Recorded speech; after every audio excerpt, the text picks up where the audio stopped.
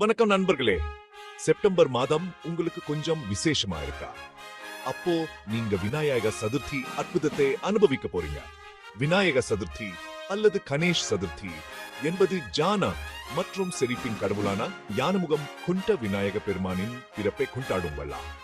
பண்டைய இந்தியாவில் தொடங்கியதா நம்பப்படும் இந்த விழா 19ஆம் நூற்றாண்டில் சுதந்திர போராட்ட வீர் பால கங்காதர திலகர் அவர்களா மிகவும் பிரபலமானது.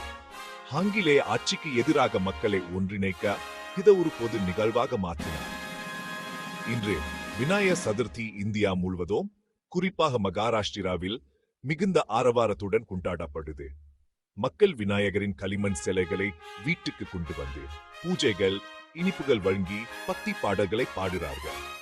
கணேஷ் கைலாய மலைக்கு திரும்புவதை குறிக்கும் வகையில் சிலைகளை நீரில் கரைப்பதோடு விழா நிறைவடைகிறது. அடுத்த முறை நீங்கள் அந்த வண்ணமயமான விநாயகர் சிலைகளையும் உற்சாகமான கோஷங்களையும் பார்க்கும்போது அதற்கு பின்னா ஒரு வளமான வரலாறு இருப்பதை அறிந்து கொள்வீங்க. அனைவருக்கும் இனிய விநாயக சதுர்த்தி வாழ்த்துக.